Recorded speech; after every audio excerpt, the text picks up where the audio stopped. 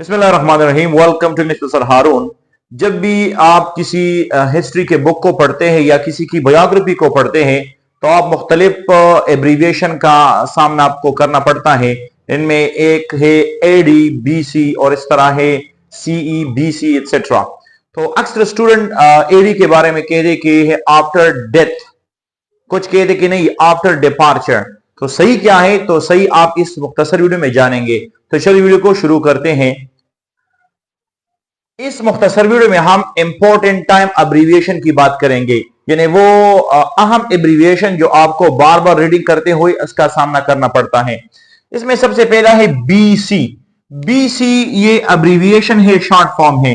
तो बीसी की full form है before Christ. Before Christ. Christ ये हज़रत ईसा अलैहिस्सलाम का लक़ब है। तो बिफोर क्राइस्ट का मतलब है कि बिफोर द बर्थ ऑफ हजरत ईसा अलैहिस्सलाम, ईसा अलैहिस्सलाम के पैदाइश से पहले, यानी इसको हम उर्दू में कहते हैं क़ब्ल अल मसीह, यानी ईसा अलैहिस्सलाम के पैदाइश से पहले। तो ये बीसी है। बीसी में बिफोर क्राइस्ट।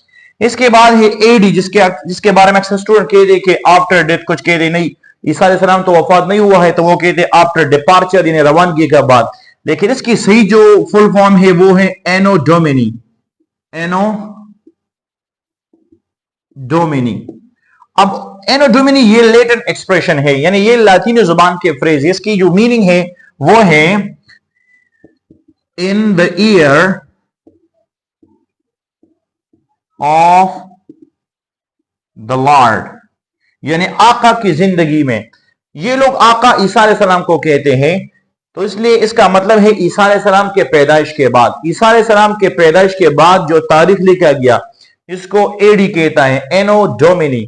असल में ए स्टैंड फॉर एनो और डी स्टैंड फॉर डोमिनी। ये आफ्टर डेथ या आफ्टर डिपार्चर नहीं है। तो इसकी जो मीनिंग है वो है in the year of the Lord, यानी आका की जिंदगी में।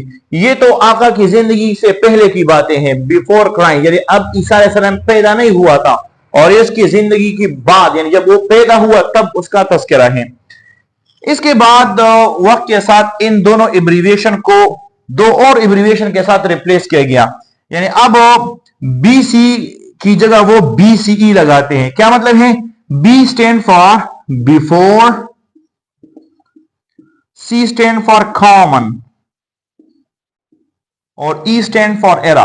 बिफोर कॉमन एरा, ये इसकी जो सब्स्टिट्यूशन है, लेकिन ये सेकुलर वर्ड्स है। इससे इस क्रिश्चियन वर्ड क्योंकि इससे मजहबी तासुब फैलता है, इसलिए उन लोगों ने इसको खत्म किया और अब बीसी की जगह बीसीई लगाते हैं। लेकिन यह बीसीई से का फुल फॉर्म होता है बिफोर कॉमन एरा। कॉमन मैंने mean the Christian era. So before common era यानी ईसा अलैहिस्सलाम से पहले पहले, इसको हम कहते हैं क़ब्ल अल मसीह। और एडी की जगह वो लगाते हैं सीई, यानी common era. Common era, common से यहां मुराद होता है क्रिश्चियन एरा, यानी जब ईसा अलैहिस्सलाम पैदा हुआ तो तब एक आम और दौर शुरू हुआ जिसको वो लोग कहते हैं कॉमन एरा, सी।